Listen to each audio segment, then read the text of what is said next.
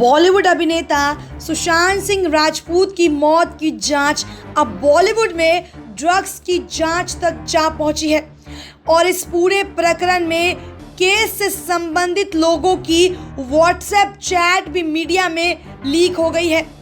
हाल ही में बॉलीवुड की सबसे मशहूर अभिनेत्रियों में से एक दीपिका पादुकोण की एक व्हाट्सएप चैट मीडिया में दिखाई जा रही है, जहां कथित तौर पर वे किसी से ड्रग्स मांगती हुई दिखाई दे रही हैं।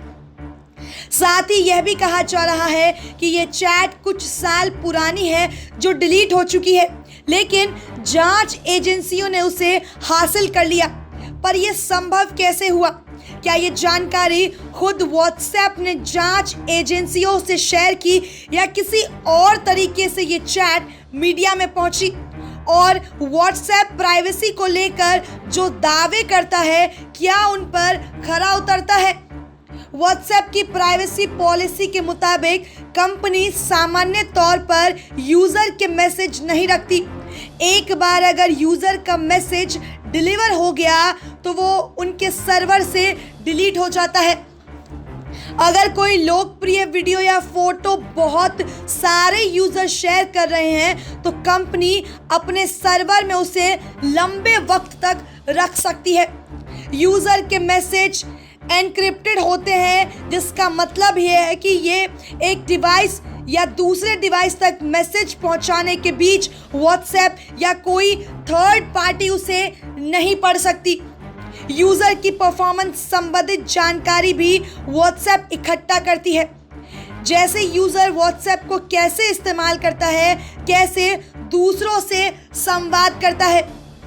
व्हाट्सएप अपनी जानकारी एकत्र कर सकता है, इस्तेमाल कर सकता है, उसे स्टोर कर सकता है और उसे शेयर भी कर सकता है अगर उसे लगता है कि ये इन मामलों में ज़रूरी है। किसी कानूनी प्रक्रिया के लिए सरकार की अपील पर, अपने नियमों को लागू करने के लिए या किसी भी नियम या नीति को लागू करने के लिए, किसी उल्लंघन की जांच के लिए, किसी धोखाधड़ी या गैर कानूनी गतिविधि का पता लगाने के लिए, जांच के लिए, बचाव के लिए, सुरक्षा और तकनीकी वजह से अपने यूजर्स व्हाट्सएप, फेसबुक की कंपनियों के अधिकारों और संपत्ति की रक्षा के लिए, उनकी सुरक्षा के लिए। तो व्हाट्सएप कहता है कि वो सर्विस देने के सामान्य क्रम में तो मैसेज स्टोर नहीं करता, लेकिन विशेष परिस्थितियों में वे ऐसा कर सकता है और उसे शेयर भी कर सकता है। बॉलीवुड के ड्रग्स मामले में चैट लीक होने के 3 पहलू हैं। पहला, ये लीक कैसे हो रही है। दूसरा, लीक होना कानूनन सही है या नहीं। तीसरा, व्हाट्सएप की जो सुरक्षा प्रणाली है वो ग्राहकों के लिए ठीक है या नहीं। व्हाट्सएप का एन्क्रिप्शन सिर्फ एक बिंदु से दूसरे बिंदु तक है, यानी एक फ़ोन से दूसरे फ़ोन पर व्हाट्सएप के ज़रिए भेजा जाने वाला कोई मैसेज व्हाट्सएप या कोई तीसरी सरकारी या गैर सरकारी पार्टी नहीं पढ़ सकती। लेकिन उसके बाद मैसेज दोनों मोबाइल डिवाइस में रहता है। वहाँ से डिलीट होने के बाद भी मैसेज को निकाला जा सकता है। पर कैसे? कई बार व्हाट्सएप यूजर्स ने आईकोव का विकल्प रखा होता है, जिससे उनकी चैट गूगल ड्राइव या फ़ोन की किसी ड्राइव में स्टोर हो जाती है। उन्हें चैट बैकअप का विकल्प भी रखा होता है, जिससे वो चैट फ़ोन में मौजूद होती है। लंदन के एक साइबर कानून एक्सपर्ट यायर कोहेन ने बताया कि ऐसा कोई सबूत नहीं है कि व्हाट्सएप अपनी प्राइवेसी पॉलिसी के उलट मैसेज स्टोर करता है। ज़्यादातर जो लीक्स होते हैं वो व्हाट्सएप की सुरक्षा में सेंस से नहीं, बल्कि थर्ड पार्टी के कानूनी या गैर कानूनी तरीके से जानकारी हासिल करने से होते हैं। विराग गुप्ता कहते हैं कि जांच एजेंसियां व्हाट्सएप से भी ये चैट ले सकती है, लेकिन उसकी एक प्रक्रिया है और जांच एजेंसियां डेटा लेने के लिए अधिकृत भी हैं।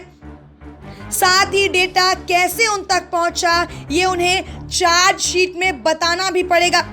जहां तक व्हाट्सएप पॉलिसी की बात है तो एक जगह लिखा है कि वे किसी जांच एजेंसी की अपील पर किसी व्यक्ति के मैसेज स्टोर भी कर सकते हैं और शेयर भी कर सकते हैं अगर तब तक यूजर ने मैसेज उनकी सर्विस से डिलीट नहीं किया हो तो। इन्फॉर्मेंस टेक्नोलॉजी एक्ट 2000 का सेक्शन 72 कहता है कि इस कानून के तहत जिस व्यक्ति को किसी का इलेक्ट्रॉनिक रिकॉर्ड, किताब, जानकारी, दस्तावेज रखने की शक्ति दी गई है और वो उसकी सहमति के बिना किसी को ये सब दे देता है तो उसे 2 साल तक की सजा या फिर 1 लाख रुपए तक का जुर्माना या फिर दोनों भी हो सकते हैं। चिराग कहते हैं कि ये जो सारी चैट मीडिया में प्रसारित की जा रही हैं ये उस व्यक्ति की निजता का उल्लंघन तो है ही, साथ ही दूसरे लोगों की सुरक्षा से जुड़ा मामला भी है क्योंकि एक व्यक्ति के मोबाइल में अन्य कई लोगों की सूचनाएं भी शामिल होती हैं।